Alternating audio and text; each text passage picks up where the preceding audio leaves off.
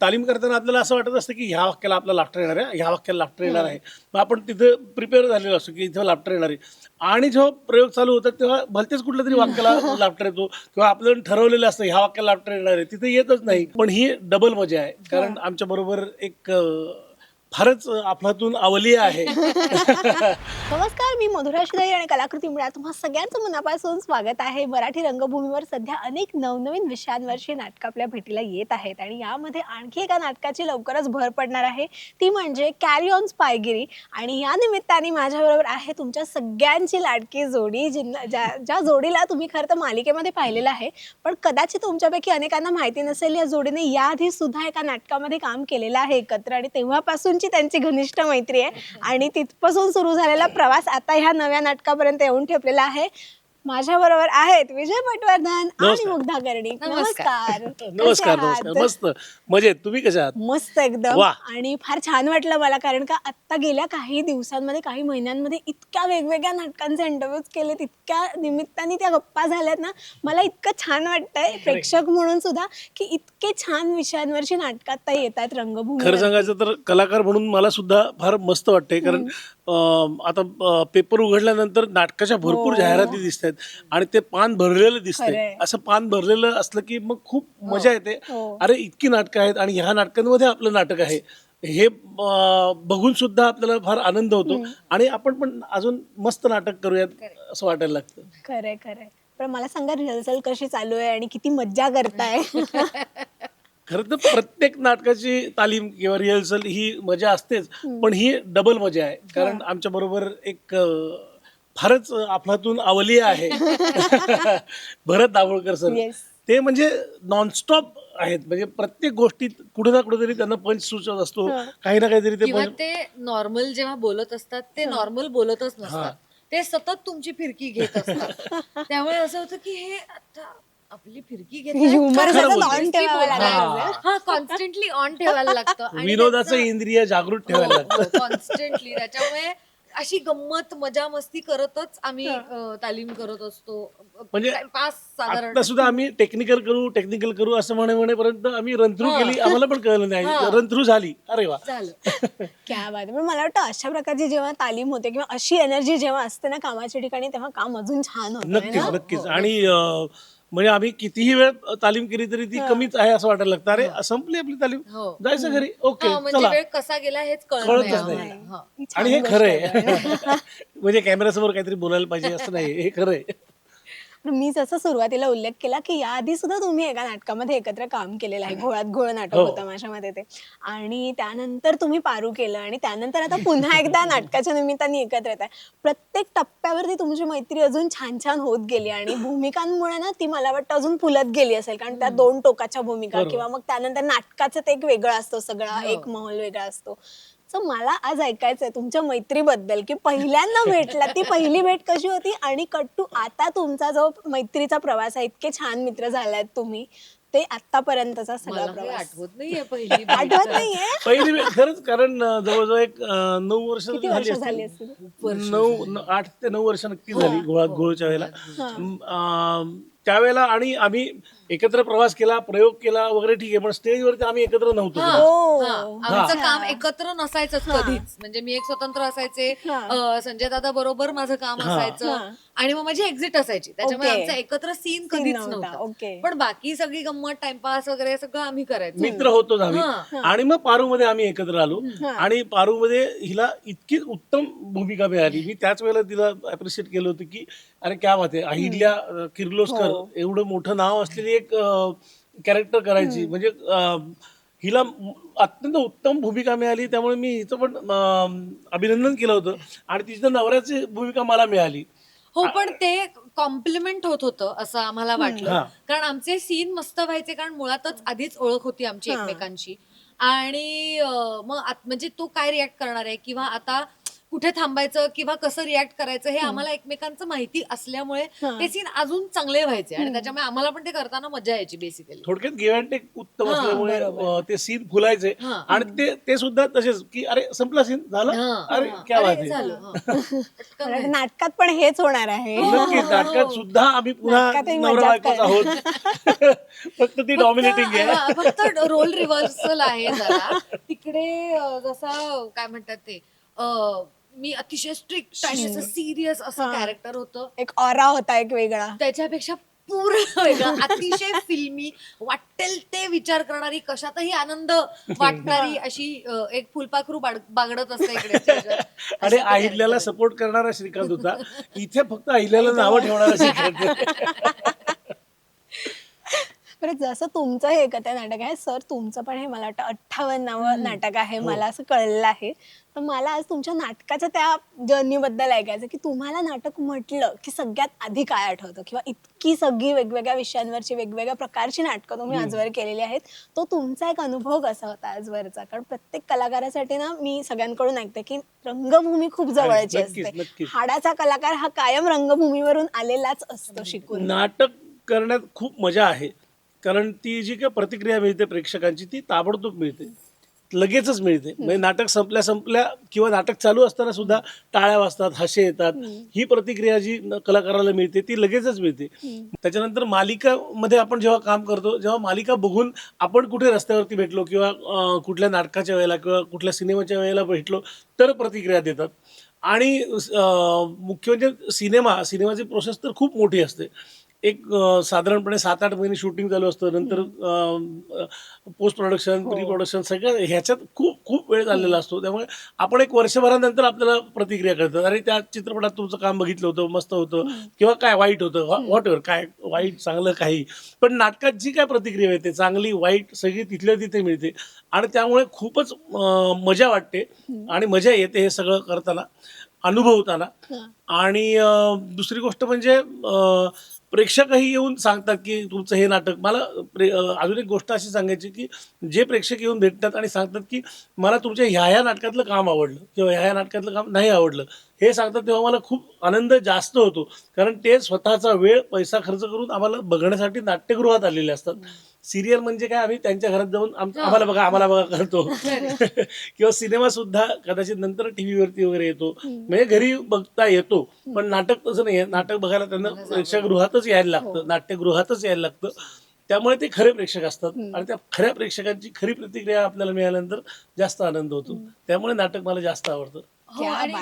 मला असं वाटतं की आपण नाटक करतो तेव्हा ते सगळं लाईव्ह असतं आणि तो प्रयोग ज्याला म्हणतात तो प्रयोगच असतो. रोज नवीन प्रयोगच करायचा असतो. आज अरे ही लाईन अशी घेतली किंवा उद्या ही लाईन वेगळ्या प्रकारे घेतली तर काय होणार आहे, इफेक्ट काय होणार आहे त्याचा, हे ऍक्च्युअली एक्सपेरिमेंटच असतं. आणि त्याची मला असं वाटतं मला जास्त मजा येते. म्हणजे सिरियलमध्ये काम करताना, फिल्म, ते सगळी वेगवेगळी माध्यमं आहेत, पण तिथे आपल्याला दुसरा टेक मिळतो. इथे तुला इतकं अलर्ट असायला लागतं की हा माणूस वेगळं वाक्य बोलला तर आता आपण आधीचं वाक्य नाही म्हणू शकत, आता वेगळं काहीतरी घ्यायला लागेल प्रॉब्ली. सो आपण आपल्याला हरवलंय असं नाही होत. आणि आय थिंक काय म्हणतात ऍक्टरसाठी एक्सरसाइज म्हणून थिएटर सारखं काही दुसरं माध्यमच नाही. 100%. म्हणजे इफ यू हॅव टू काय म्हणतात ते, तुम्हाला ऍक्टिंग तुमची जरा घासून पुसून पॉलिश करायची असेल, एक नाटक तर करायलाच पाहिजे आयुष्यात, मध्ये मध्ये करत राहिलं पाहिजे. आणि खूप चांगले अनुभव सुद्धा येतात. आणि कारण म्हणजे आपण जेव्हा विनोदी नाटक करतो त्यावेळेला तालीम करताना आपल्याला असं वाटत असतं की ह्या वाक्याला आपला लाफ्टर येणार आहे, ह्या वाक्याला लाफ्टर येणार आहे. मग आपण तिथे प्रिपेअर झालेलो असतो की इथं लाफ्टर येणार आहे. आणि जेव्हा प्रयोग चालू होतात तेव्हा भलतेच कुठल्या तरी वाक्याला लाफ्टर येतो किंवा आपलं ठरवलेलं असतं ह्या वाक्याला लाफ्टर येणार आहे, तिथे येतच नाही. किंवा प्रत्येक प्रयोगाला वेगवेगळ्या ठिकाणी वेगवेगळ्या वाक्यांना प्रतिक्रिया येतात, लाफ्टर येतात. त्यामुळे सतत अलर्ट राहायला लागतं की अरे हा इथे येतं, मग पुढच्या वेळेला आपण असं वाक्य घेऊयात की जेणेकरून त्या हास्याचा टाळ्यांमध्ये रूपांतर होईल. ह्या गोष्टी आपल्याला शिकायला मिळतात. आणि एक छोटासा किस्सा सांगतो की किती अलर्ट राहायला लागतं. मोरूची मावशी नावाचं नाटक मी बघायला गेलो होतो, तेव्हा विजू मामा काम करत होते, विजय चव्हाण बालगंधर्वमध्ये होतं. आणि एक मांजर आली आतमध्ये नाटक चालू असताना आणि त्या उषा निशाचं काम करणारं आरडाओरडा करायला लागले, मांजर मांजर मांजर. आता लोकांना पण कळेना काय होणार, पण बिजू मामांचं डोकं इतकं सतत काही ना काहीतरी विचार करायचं आणि चालायचं की त्यांनी त्यावेळेला मोरूच्या मावशीचा ड्रेस घातलेला होता. तर ते म्हणले की बघितलं का, मोरूच्या मावशीला भेटायला वाघाची मावशी आली आहे. आणि टाळ्यांचं कडकड आहे. म्हणजे मी तिथं प्रेक्षकांमध्ये बसलो होतो, मी त्यावेळेला नाटकात काम करत नव्हतो, पण हे बघितलं म्हटलं हे असं काहीतरी सुचलं पाहिजे आपल्याला. हे कलाकाराला पण हे सुचणं फार आवश्यक असतं अशा वेळेला. हे शिकवतं रंगभूमी.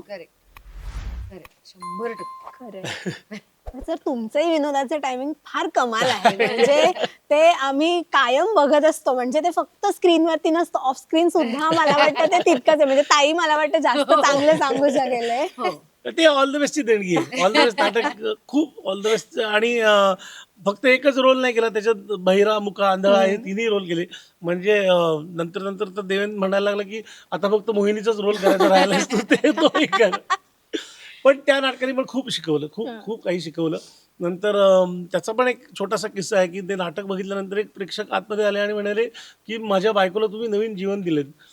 आम्हाला कळेना, म्हटलं काय झाले. तर तो म्हणला की एक 6 महिन्यापूर्वी मिसकॅरेज झालं हिचं आणि त्या धक्क्यावरनं ती बाहेर पडत नव्हती. म्हणजे ती काहीच रिॲक्ट होत नव्हती, हसत नव्हती, रडत नव्हती, काहीच भावभावना काहीच येत नव्हत्या. आणि डॉक्टरांनी सांगितलं होतं लवकरात लवकर हिच्यावरती काहीतरी उपचार करा, हे असं राहून चालणार नाहीये. आम्हाला कोणीतरी सांगितलं की हे ऑल द बेस्ट हे नाटक दाखवा, त्याच्यामुळे कधी काय फरक पडेल माहीत नाही. आणि ते नाटक बघायला आले. ऑल द बेस्ट नाटक सुरू झालं आणि तो माणूस म्हणला की नाटक सुरू झाल्यापासून ती पहिल्यांदा तिला इतकं जोरजोरात हसताना बघितलं मी 6 महिन्यांमध्ये. आणि नाटक संपल्यानंतर ती ढसाढसा रडली आणि मला पण रडायला आलं असं म्हणलं. आणि आता माझी बायको नॉर्मल आहे. हे तुमच्या नाटकामुळे झालंय.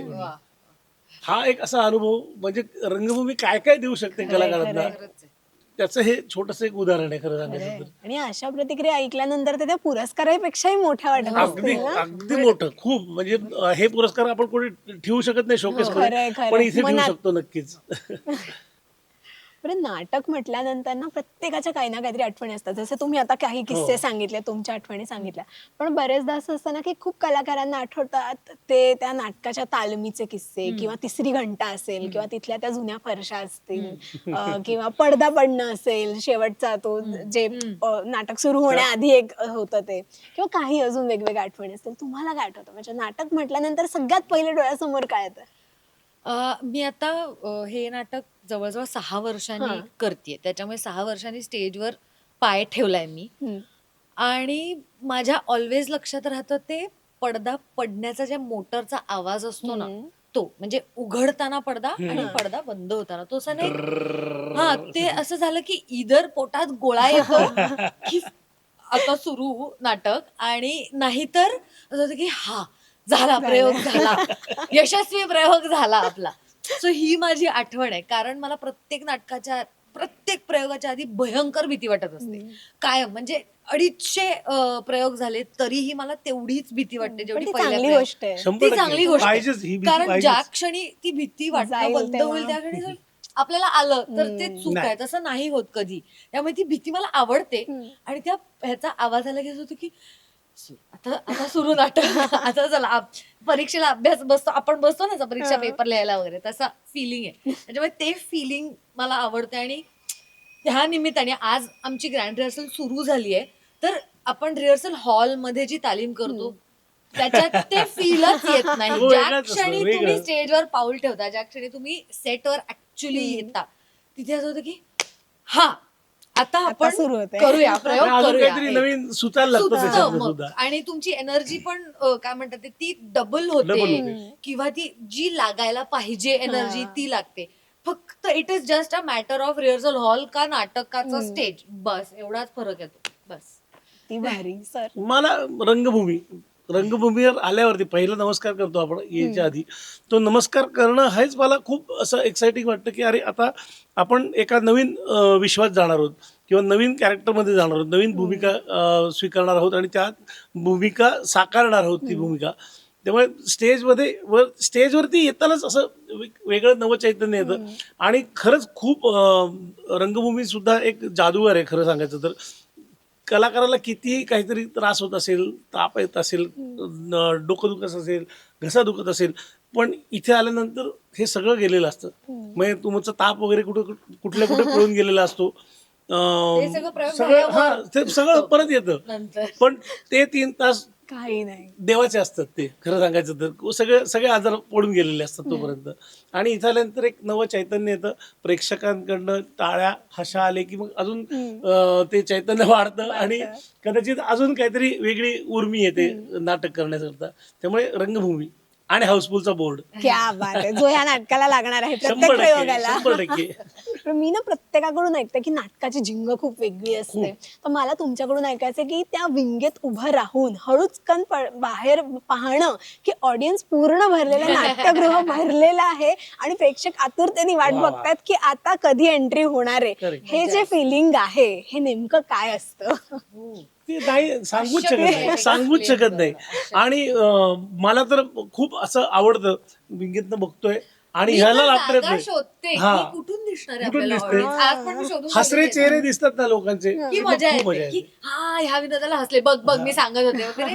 हे आपलं आपलंच चाललेलं असतं मनात. आणि पण आपण it's- स्टेजवरती गेल्यानंतर यांच्या सारखेच लाफ्टर, ह्यांच्यापेक्षा जास्त काढू असं कधीच वाटत नाही. पण ह्यांच्यासारखेच मस्त लाफ्टर काढूयात आणि अजून प्रेक्षकांना आनंद देऊयात. आणि ते हसरे चेहरे बघणं फार फार मजा असते. खूपच मस्त वाटतं.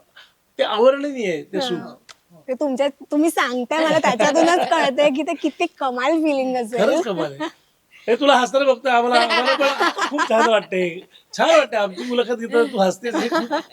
तुमच्याकडून ते इतक्या छान अशा पॉझिटिव्ह वाईब्स येतात. म्हणजे मी हे शेवटी खरं तर म्हणणारच होते की इतकं छान वाटतं ना. म्हणजे मला असं झालं की आपण ह्या आधी का नाही कधी एकत्र इंटरव्ह्यू केला. म्हणजे पारूच्या वेळेस सुद्धा कधी एकत्र इंटरव्ह्यू नाही वेळ आली वेळ करायची. नाही आली. हो, पण मला आता इतकं छान वाटतंय. म्हणजे ना असं अनेकदा होतं की जरी आपण पहिल्यांदाच भेटलो ना तरी एक वाईब असते. Correct, correct. इतकी सुंदर वाईब येते मला अरे. तुमच्याकडून. खूप पॉझिटिव्ह Thank you, वाटतंय. thank you. त्याच्यामुळे मी खरं तर तुम्हाला थँक्यू म्हणते की तुमच्यामुळे मला अजून काय काय सुचतंय विचारायला. बरं, आता कमिंग बॅक टू नाटक. yes. नाटक. मी नाटकाबद्दल फार काही मुद्दाम विचारलं नाही कारण मला वाटतं ते तुम्ही आधीच सांगितलं तर मग काय मजा आहे, ते पाहण्यात जास्त मजा आहे. Yes. पण तरी आता प्रेक्षकांसाठी थोडंसं काहीतरी एक छान जाता जाता तुम्ही काय सांगाल? भूमिकेबद्दल अर्थात सांगू नका, पण नाटकाविषयी, नाटकाच्या विषयाबद्दल. नाटकाचा विषय कॉमेडी आहे, धमाल आहे, ते तर आहेच म्हणजे इट्स गिवन. पण थोडीशी वेगळी, लाईक भरत सरांचा जो विनोद आहे तो विनोद बघण्यासाठी नक्की या असं मला वाटतं. तो थोडासा वेगळा असतो, तो थोडासा खोचक आहे, तो थोडा स्ट्रेट फेस ह्युमर आहे आणि ते लिहिलेलं आहे तसं. म्हणजे ते आम्ही ऍडिशन घेऊन करतोय असं नाहीये, ते त्यांनी तसंच्या तसं लिहिलेलं आहे. जसं आम्ही बोलतोय तेच लिहिलेलं आहे आणि तेच विनोदी आहे. त्याच्यातनच विनोद होत आहेत आणि तीच गंमत आहे ह्या नाटकाची की इट्स ऑल रिटन. सो फार मेहनत नाही घ्यायला लागत आहे आम्हाला. आणि दुसरी गोष्ट म्हणजे ही म्हटली तसं विनोद वेगळे आहेत आणि एक नाटकाचं सेट नेपथ्य सुद्धा वेगळं आहे. म्हणजे असं सांगता येईल की मराठी नाटक आतापर्यंत घराच्या दिवाणखान्यात घडायचं, बेडरूम मध्ये किंवा हॉलमध्ये किंवा किचन मध्ये घडायचं. पण हे नाटक घरामध्ये नाही घडत, हे एका वेगळ्या ठिकाणी घडतं. आणि त्या वेगळ्या ठिकाणी काय घडतं आणि कशी गंमत घडते हेच नाटकाचं कथासूत्र आहे. वा, आणि तेच बघायला तुम्हाला नाट्यगृहामध्ये यायचं आहे. येस, कॅरी ऑन स्पायगिरी नक्की बघा. 10 तारखेला नाटक ओपन होत आहे, शिवाजी मंदिरला प्रयोग आहे. ज्यांना शक्य आहे त्यांनी नक्की नक्की आमचं नाटक बघायला या. आणि पुण्यात 18 तारखेला बालगंधर्व रंगमंदिर इथे रात्री 9:30 वाजता नक्की या. क्या बात आहे. फार फार फार छान वाटलं मला अरे, तुमच्याशी आम्हाला पण खूप छान गप्पा वाटलं. आणि मज्जा आली. खरंच मला सुद्धा. आणि नाटकाच्याच निमित्ताने नाही, तुमच्या पुढच्या सगळ्या प्रोजेक्टच्या निमित्ताने मी अशी आशा करते आपण परत परत भेटत राहू. Yes, तुमचे सगळे पहिले इंटरव्ह्यू मिस करीन अरे वा, नक्की नक्की नक्की. Thank you thank you. खूप खूप शुभेच्छा. थँक्यू. आणि तुमचे सगळे प्रयोग हाऊसफुल होते. प्रत्येक प्रयोगाला अरे, हाऊसफुलचा बोर्ड लागू देत. क्या बात खूप आहे, थँक्यू. धन्यवाद. आणि तुम्हाला सुद्धा all the best. Thank you sir, thank you. Rasika हो, कलाकृती मीडिया म्हणजे मनोरंजनाची लयलूट. मनोरंजन क्षेत्रातील किस्से व घडामोडींचा आस्वाद घेण्यासाठी कलाकृती मीडिया या यूट्यूब चॅनलला सबस्क्राईब करा आणि व्हिडिओ लाईक करा.